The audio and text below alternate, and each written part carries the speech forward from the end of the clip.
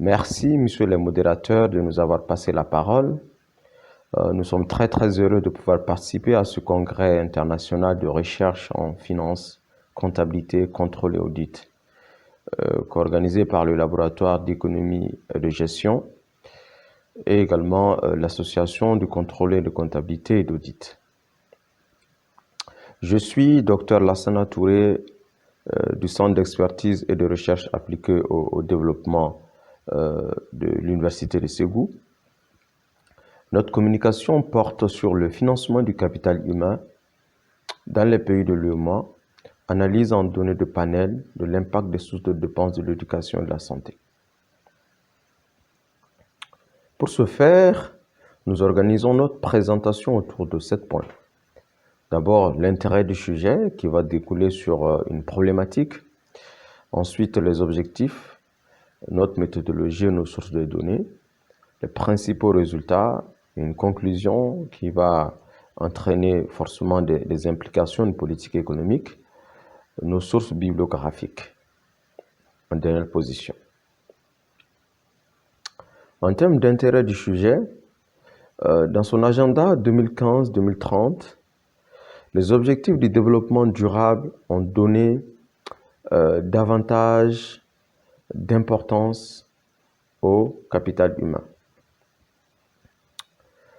C'est ainsi que l'objectif du développement durable numéro 3 a pour objectif de donner les moyens de vivre en bonne santé et de promouvoir le bien-être de l'ensemble de la population. Alors que l'ODD numéro 4 prône un accès à une éducation de qualité. Donc, de ce fait, des fonds énormes ont été dégagés dans tous les pays du monde, notamment dans les pays en développement, qui ont longtemps misé sur le capital humain pour atteindre leur développement. Et logiquement, les pays de l'UEMOA ne sont pas restés en marche. Le Mali, le Niger, le Burkina, le Bénin, etc. Donc ces pays ne sont pas du tout restés en marche et ils sont dans ce processus.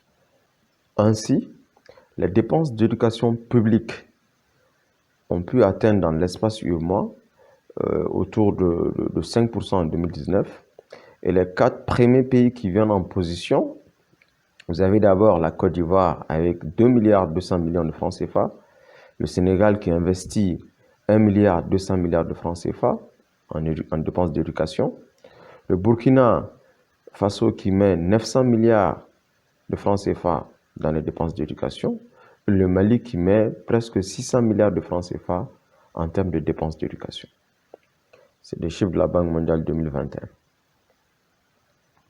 Donc, en ce qui concerne les dépenses courantes de la santé publique et privée, ça avoisine autour de 7% du PIB en 2019 pour le Niger, la Guinée-Bissau, le Togo et le Burkina Faso. En ce qui concerne les envois de fonds des migrants, on est autour de 11% du PIB pour le Sénégal, 7% du PIB pour le Togo, moins de 5% du PIB pour les autres pays en 2019. Donc une grande partie de cette somme est consacrée très souvent à l'éducation, la formation et la santé. Avec la mondialisation, les multinationales se sont implantées dans les pays en développement, très souvent dans le but de pouvoir bénéficier d'une main-d'œuvre bon marché. Et cette mondialisation également participe à l'accumulation du capital humain à travers des formations et également l'exigence d'employés de haut niveau. Dans la même démarche, les investissements directs étrangers entrant dans les pays en développement peuvent aussi servir à développer le capital humain. Raison pour laquelle les investissements directs étrangers dans l'UEMOA dépasseraient sa valeur actuelle de 6% en 2019, selon les statistiques de la Banque mondiale 2021. Toutefois, il y a quand même lieu de constater que le niveau du capital humain dans les pays de l'UEMOA n'est pas au plus haut niveau si on compare aux pays développés ou dits pays émergents. Les indicateurs clés qui sont là On a le taux de fécondité qui est autour de 5% en 2019.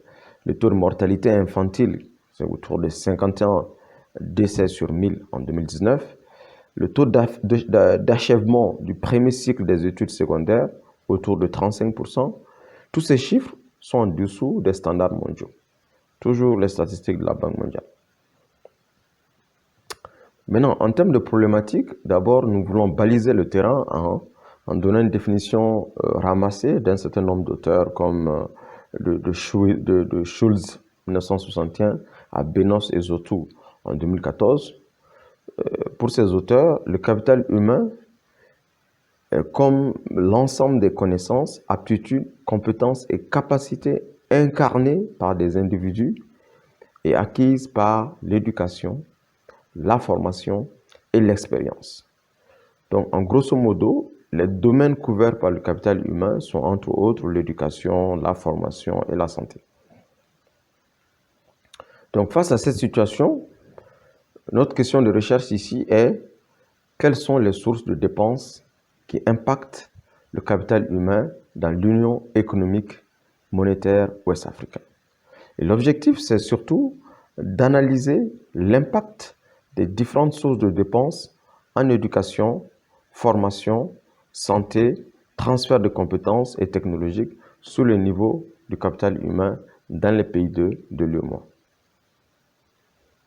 Donc la méthodologie, en ce qui concerne notre méthodologie et les sources de nos données, d'abord en termes de méthodologie, nous avons utilisé le modèle d'estimation des données de panel et il s'écrit sous la forme YIT ici qui représente la variable dépendante qu'on va choisir. Le bêta 0 et le bêta k globalement sont les paramètres ou les coefficients que nous allons estimer pour voir l'impact de chaque source de dépense sur la variable dépendante ici.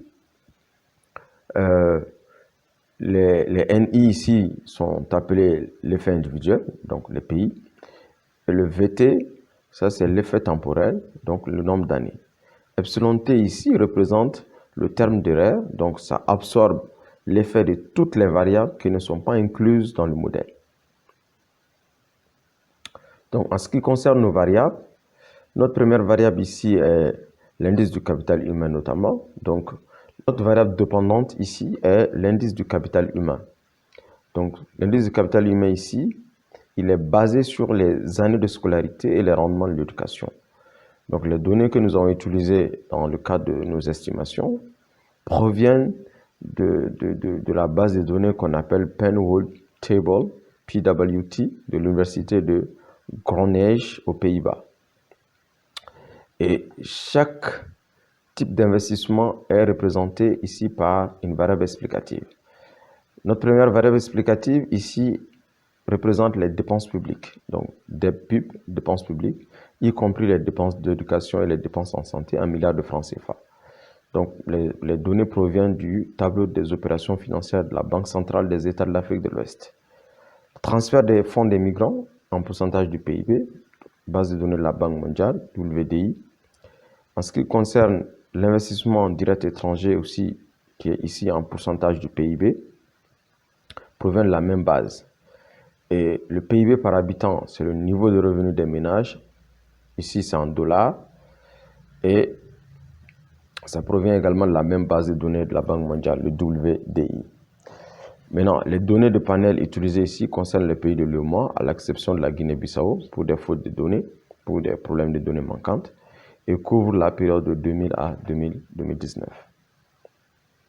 Donc, en ce qui concerne la spécification de notre modèle, donc, pour passer de la forme théorique à la forme de base, notre forme de base est finalement l'indice du capital humain du pays autant T égale à la constante bêta 0 plus bêta 1 qui est le coefficient du PIB par habitant plus bêta 2 le coefficient de l'indice des investissements directs étrangers plus bêta 3 le coefficient des transferts de fonds des migrants et le bêta 4 le coefficient des dépenses publiques. Donc NI est l'effet des pays et VT est l'effet temporel. Donc pour le choix du bon modèle, nous avons d'abord effectuer le test de racine carrée et le test de spécification selon le critère ASIAO. D'abord, on a vu quand même que les variables ne sont pas stationnaires. Et avec la spécification du modèle, on a vu quand même qu'on a un modèle de panel à effet aléatoire.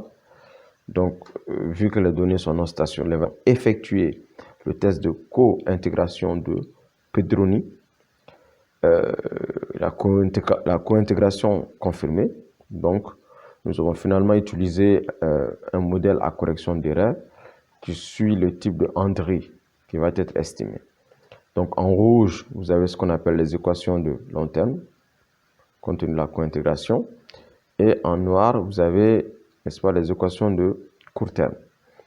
Et les θ qu'on vient d'introduire dans le modèle final, le θ0 est la force de rappel, le coefficient en correction d'erreur, et le θk est le coefficient de long terme de la variable explicative k. En ce qui concerne les principaux résultats, on voit quand même que la moyenne des dépenses publiques est au maximum et s'écarte fortement des autres variables. On voit quand même qu'au maximum, nous avons 5500 milliards et également nous avons en moyenne 1270 milliards pour les 7 pays. On voit quand même que l'indice du capital humain est en faible variation et le PIB par habitant est de 892,084 $, une variation de la monnaie autour de 458, très en dessous des standards mondiaux. En ce qui concerne l'estimation des coefficients du modèle de panel, on voit que l'estimation du modèle de panel à correction d'erreur, on voit dans un premier temps que le WACC de Kide ici est très élevé, 24,18, avec une probabilité de 0,071, significative au seuil de 1%. Donc cela veut dire tout simplement dans un premier temps que l'indice du capital humain est expliqué par le PIB par habitant, l'investissement direct étranger, transfert des migrants et les dépenses publiques. La régression révèle également que, à court terme, il existe une relation positive entre les dépenses publiques et l'indice du capital humain. Par contre, il existerait une relation négative à court terme entre le PIB par habitant et les dépenses publiques. Par contre, si on regarde à long terme, les impacts des dépenses publiques, il existerait une relation positive à long terme entre les dépenses publiques, les transferts de fonds des migrants et l'indice du capital humain. Par contre, il existerait une relation négative entre les investissements directs étrangers, le PIB par habitant et l'indice du capital humain.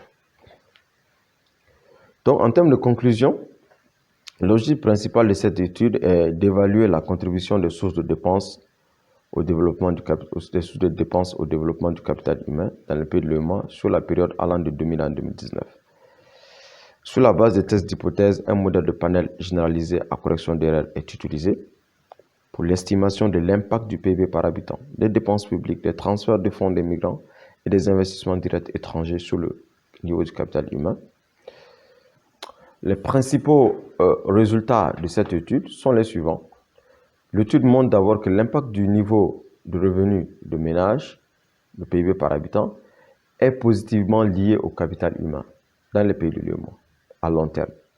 Mais son effet est le contraire, est négatif à court terme. Si on augmente aussi les dépenses publiques, cela augmentera le niveau du capital humain à court terme. Et aussi, le fait que les transferts de fonds des migrants soient plus élevés, cela n'explique pas du tout qu'on a un meilleur développement du capital humain. Et aussi, les investissements directs étrangers qui rentrent dans le pays ne sont pas corrélés, ne dépendent pas linéairement avec le capital humain à court terme, mais quand même favorisent à long terme l'accumulation du capital humain dans les pays de l'UEMOA. Donc, face à ces résultats, les quelques implications politiques que nous proposons dans le cadre de ce papier c'est d'abord une politique expansionniste des dépenses publiques. Donc l'État doit allouer une part plus importante du budget national dans le capital humain, notamment l'éducation, la formation et la santé. Ça doit être une priorité pour les pays du développement. Également une politique sociale pour subventionner les frais éducatifs et sanitaires des ménages qui sont démunis. Vous allez voir que certains ménages ne disposent pas de revenus, sinon les revenus sont insuffisants, qui les permettra de prendre en charge l'éducation, la formation et la santé de leurs enfants. Donc leur seul recours possible, leur seul recours, ce sont les transferts sociaux reçus. Donc une politique d'inclusion sociale allant dans ce sens pourrait s'élargir aux travailleurs. Ensuite, une politique de promotion de l'activité des pays du développement pour capter plus les investissements directs étrangers. Donc un bon climat des affaires, une stabilité politique, la démocratie, la bonne gouvernance, la paix et la sécurité vont jouer un grand rôle dans tout ce processus. Également, une politique de facilitation des envois de fonds des migrants vers ces pays. Donc, ces transferts étrangers aident beaucoup de familles dans les dépenses en éducation, formation et santé. Donc, pour chaque pays où en commun essaye de réduire au maximum les frais d'envoi, plus les transferts des migrants pourraient prendre leur envoi donc, au sein de l'UEMOA. Donc, quelques sources bibliographiques et nous vous remercions de votre attention. Merci beaucoup.